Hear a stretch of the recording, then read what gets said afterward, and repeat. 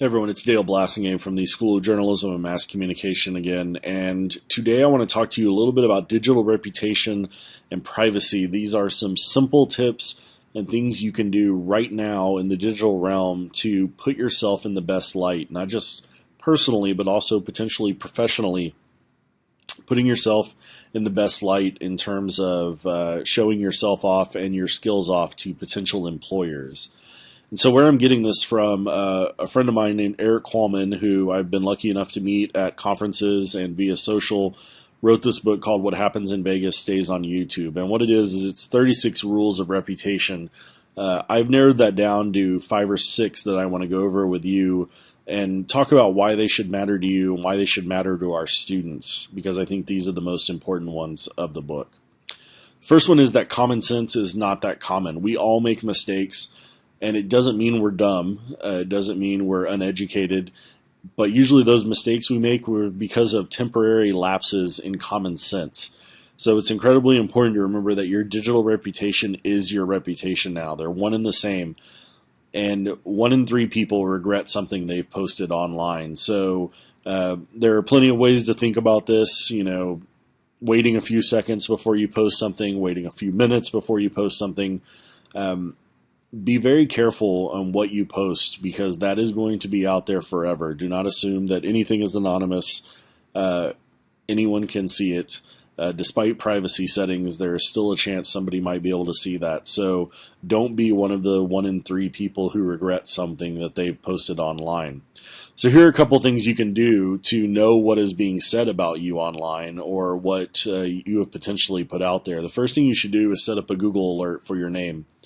It's really simple. It just, anytime your name is mentioned, like in a blog post or an article, Google shoots you an email. You can change the settings for the amount of emails you want to receive. But that's a good way of keeping an update on anything that is potentially being said about you by others. You should also regularly Google yourself. You should know, go into incognito mode. So for instance, on a Mac, you would hit Shift, Command, and N. And that will send you to a completely new browser where you're not logged into Google or anything like that. It'll give you completely clean results. And Google your name. Know what links are out there. Know what articles are out there. Know what images are out there. Know what videos are out there. So for instance, if I Google myself, I'm going to see my class website first, which that's good. And then I have a couple of Twitter accounts that show up, and that's fine. I know what both of those are. I also know the images, so I don't just stop there with the links. I would click on the Google image page and want to know where these images are, and I could tell you every one of these images and know about them. So that's a good thing. I feel pretty confident about what's out there in terms of my name, and thankfully I haven't posted anything disastrous or anything like that. Now, if something does happen and you have something you want to remove, there is a process you can go through Google Webmaster Tools. You can go to the URL up there, and if you find something that you want removed, it's not a guarantee, but you can submit it to Google, and Google will then decide from that. So just use common sense when you're posting. Don't put yourself in this situation where you have to remove stuff, or you post an embarrassing tweet, or even worse than that, hopefully. So use common sense, know what you're posting, and know the ramifications of what you're posting. The next rule goes very closely with that. Live as though your mom is watching. So assume everything you do online will be seen by your mom, your grandmother, your dad, your coach, maybe your professor. If it would embarrass your mom or your grandmother, do not post it. That is a general good rule of thumb in terms of not only language, but potentially, alcohol, drugs, sex, anything along those lines. If it would embarrass your mom, don't post it. So 70% of job recruiters have rejected candidates because of social content. We'll hear from Eric Qualman here at the end, and it's true. And I've been in the situation where I've hired interns and hired people, and it is the very first thing we do is we stalk social networks to find out what you're saying, what you're really about, and your social content is our window into what's really going on in your head. So you really want to present yourself in the best light in a professional and personal way. And this applies to tagging as well. If you have friends who are tagging you in a bunch of drunk photos or stuff like that, tell them to stop and untag yourself and tell them, hey, if you are going to engage in that behavior or get crazy some nights, hey, don't take any pictures of me, please. I'm going to be applying for jobs here in a couple of months, and just be honest with them. Tell them, please don't do that. Another key rule: integrity and reputation are now one. So integrity used to be what you did behind closed doors. So if you really were kind of a jerk behind closed doors, that was your integrity. But even if your reputation was that you were this really nice person, so your reputation is your public perception, integrity is what you're really like behind closed doors. And the reason this has changed now is because every aspect of our lives pretty much is broadcast in some sort of way. So our integrity and our reputation are one thing. So what you portray on social should be how you are in real life. Eric talks a lot about being FLAWSOME. No one is perfect, and being FLAWSOME is about owning up to your mistakes and correcting them, and it's all about turning that negative into a positive. So one really great example of this, you may remember a couple years ago, someone who runs the American Red Cross account sent out this tweet about finding a couple 4-packs of beer, and they were going to go out and get slizzard. Using the hashtag getting slizzard.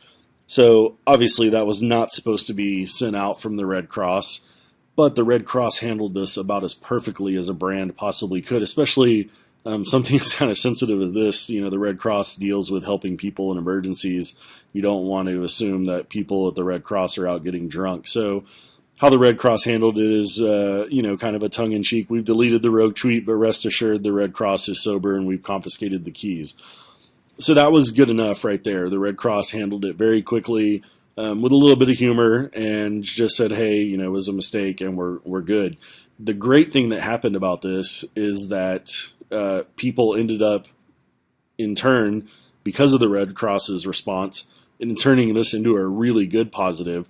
The brewery that was mentioned in the tweet asked people to donate to the Red Cross. They started using the Getting Slizzard hashtag, and donations to the Red Cross rose dramatically in the aftermath because they owned up to their mistake, handled it about as well as you possibly could. In other words, they were pretty FLAWSOME on that day. So good job to the Red Cross. So here's how to recover. Own it. A mistake happened. Don't try to delete it and pretend it never happened. It happened. Own it. Apologize, and apologize honestly. Lay out your public steps to make it right. And this is more for brand related. Personal, you may not have to go through all these steps, but if you have a brand that you're in charge of or a company social account, you need to let people know, hey, we made a mistake. We are very sorry for it. Here's how it's never going to happen again. And then not only do you have to say those things, you then have to follow through on those steps, learn from your experience, and make sure it doesn't happen again. In other words, don't be Anthony Weiner, who just continually keeps making the same mistakes over and over and over again. One more rule in the book is that privacy is your problem. We should not, these days, I think we have very little expectations of privacy, and even if you have certain privacy settings on your networks, you should know that there is a good chance somebody is going to see that content at some point or another. So do not assume anyone is looking out for your privacy. It is not Facebook's job to look out for your privacy. It is not Twitter's job to look out for your privacy. It is your job to look out for your privacy. So a couple ways you can do that. One, stay on top of the news. Know when stuff's been hacked. Just know when there are viruses out there, stuff like that. So staying on top of current events in the tech world is always a good idea. Never click on suspicious links. I mean, this is probably better advice for your parents. I think we've gotten it down pretty good that, if that link looks suspicious, don't click on it. It's probably a virus. Question everything that kind of goes along with the never clicking on suspicious links. And finally, use strong passwords. You'd still be amazed at the common passwords, 1, 2, 3, 4, 5, 6, or ABC, D, E, F, G, something like that. So use strong passwords that you're going to be, that you can remember, but that somebody else is going to have a hard time figuring out. We've talked about integrity and reputation being one. Also, your digital identity. You should just have one. Don't play roles. So don't be one person in real life and then have this Twitter persona, and then on Facebook you're someone else, and yet on Instagram you're some other personality. When you have multiple personalities, you are asking for trouble in terms of your digital identity. What happens if a potential employer really likes how you are on Facebook, but that's just an act that you created and you're not really that way? Well, then, there goes your job possibilities. So keep things simple. Just be yourself. Be your genuine person. Have a genuine voice. And it's really the best way to protect your reputation on social. Qualman talks a lot in the book about complaining. Most importantly, to not complain.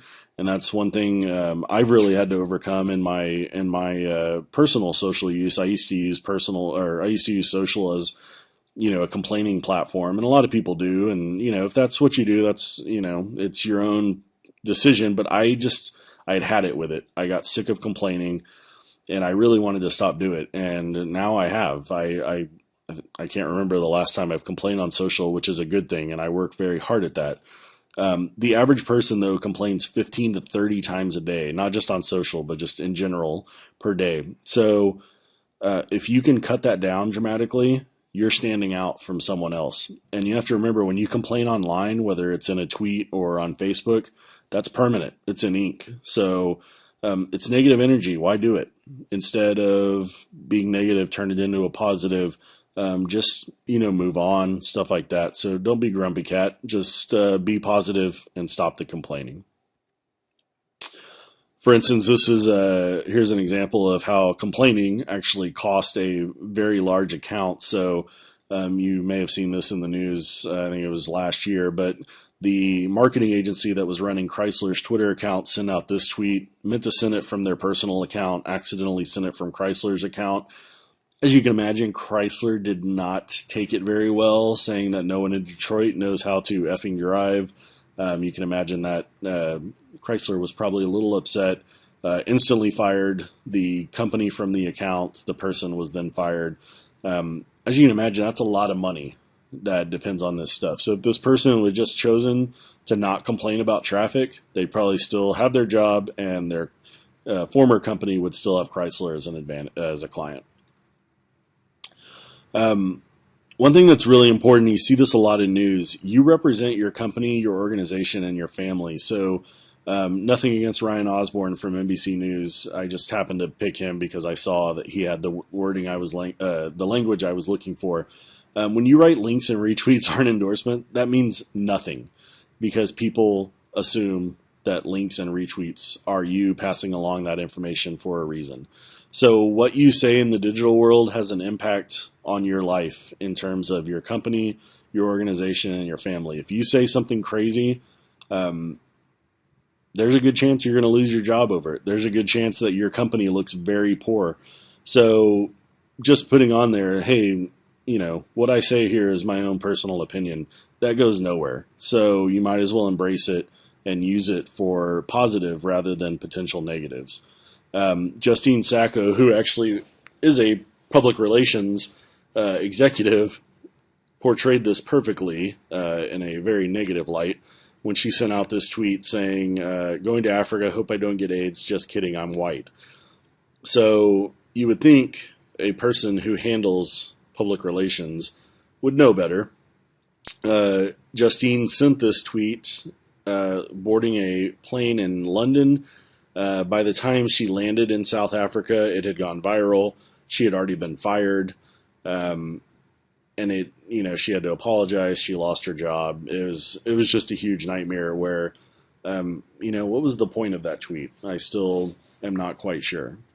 So here's a little bit about Justine's story. Regret from a woman who sparked a Twitter backlash over an offensive tweet that joked about AIDS in South Africa. She says she's sorry, but so many are wondering how a public relations executive could spark such a public relations disaster.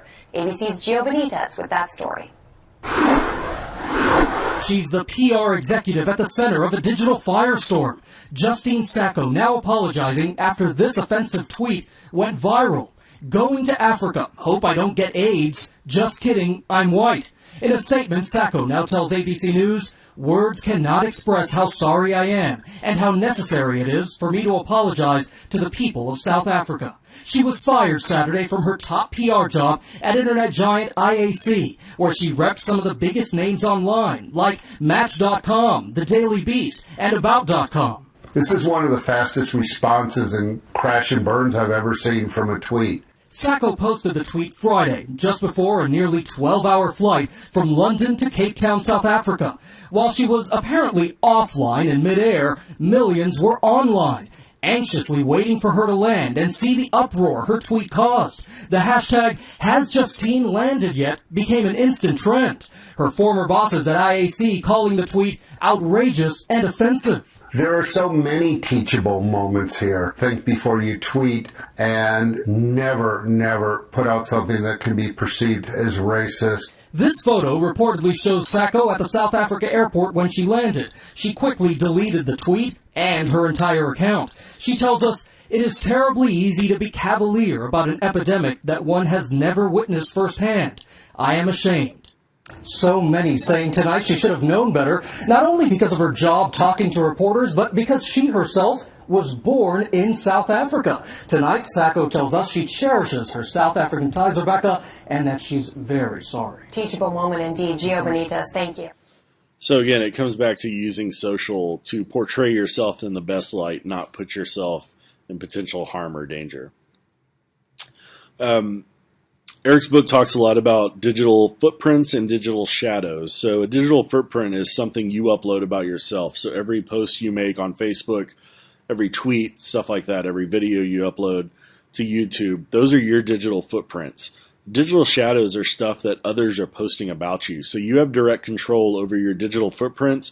You may not have control over your digital shadows, and this largely applies to children.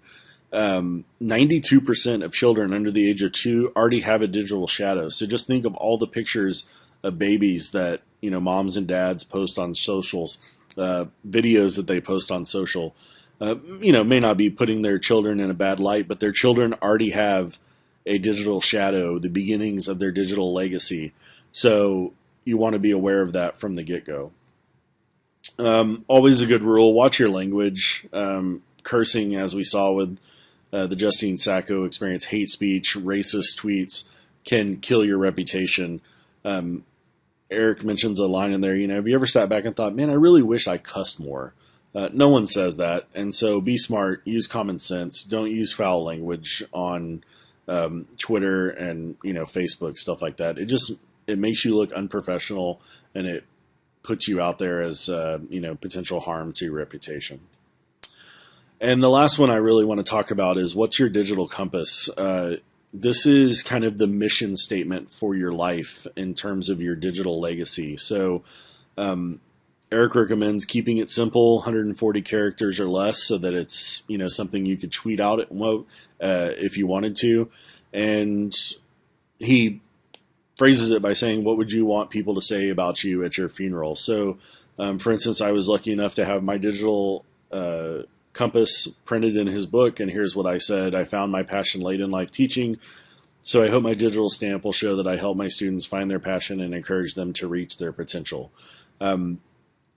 Having this kind of guiding light, or this focus on the positive, and keeping in mind what social can do for you is really important, not just for you as a grad student, but for you to pass along to our students. We assume that they know what they're doing with social a lot of times, and what we found is that that's often not the case. So any guidance we can provide in helping them see the light on social, helping them see the light to use it well, to use it correctly, to use it for their benefit and not their detriment, is incredibly important.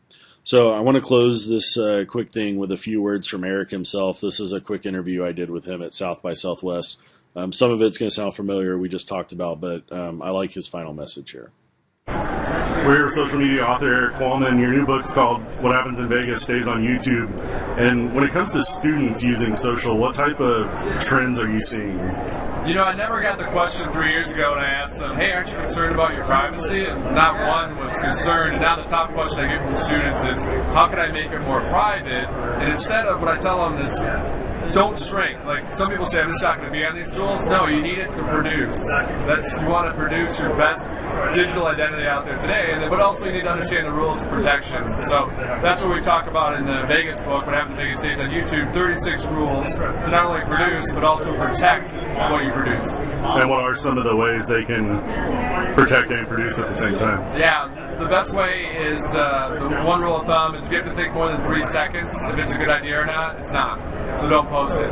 The other thing to remember is that what happens offline stays online. So it's one and the same. Your integrity and your reputation are now one. They used to be different. Your reputation is what the public perceive you to be, and your integrity is what you stood for behind closed doors. Those are now one thing. And then another tip that's very tactical, post it forward. You heard of pay it forward? Post it forward. You need to network before you need your network. Now, how do you do that? First of all, get on LinkedIn. If your profile's not at 100% completion, make sure it's at 100% completion. Why? You get 40 times more job opportunities if you do that. The second thing to use LinkedIn for, start endorsing people that you respect that you might want to work for. That'll get you on the radar. Third, look at people that went to your college or university and reach out to them and say, hey, I want to know how you became so successful because I went to the same school you did and I want to follow a similar path. And so now you're networking before you actually need that network. And do you see this trend toward privacy? Is that what explains the rise of Snapchat and other things like it? So privacy's dead. Genie's out of the bottle. You'll see a lot of legislators in Washington try to put it back in the bottle, but just understand that if you're using Snapchat or putting in privacy items at Facebook, which I encourage you all to do, still understand whatever you do, you got to understand that someone's probably going to see that at some point in time. If Target, the NSA, FBI can be hacked, so can you. So just the key is at the core, you don't have to be perfect. I talk about being FLAWSOME. It's through our flaws that you can show how awesome you are. It's when you make a mistake, it's not the crime, but the cover-up some of the time. So when you make a mistake, own it, publicly own it, and try to fix it. And that'll show a lot about your character, and actually it helps you in business as well when you do that. A lot of people actually had success, like FedEx. When they have a mistake and they fix it, they get 3 times more clients than they have before. And one of the themes that you've talked about in other books that you continue this book is about being positive on social. Why are you such a strong believer in that? Complaint equals digital pain. If you want to stand out from the others, the average person complains 15 to 30 times per day. So let's say you reduce that just down to where you complain just 3 times a day. That's going to separate you from the rest. And also understand there's no context when it comes to digital. So when you're sarcastic, when you're complaining, that's there forever, and there's no context behind why you're doing that. And so if all of your digital footprint is all about complaints, if I'm trying to hire someone, I don't want a complainer on my team, so I'm going to move on to the next candidate. And how often we tell them all the time to watch what they're posting online because candidates are looking, that's not just a myth, right? It's not a myth at all. I mean, the first thing I'm going to do is the candidates coming to my office, I'm going to review them before I even talk to them. So understand that I've already reviewed you digitally, and then once you get into my office, I'm going to say, don't tell me what you did. Here's my iPhone, here's my tablet, here's my Samsung. Show me right now, what are you doing out there today? Where's your blog? What did you do for another company during your internship? And what was the impact of that? I want to see it. Don't tell me about it. I want to see what you did. So there you go, a couple of tips on maintaining your digital reputation.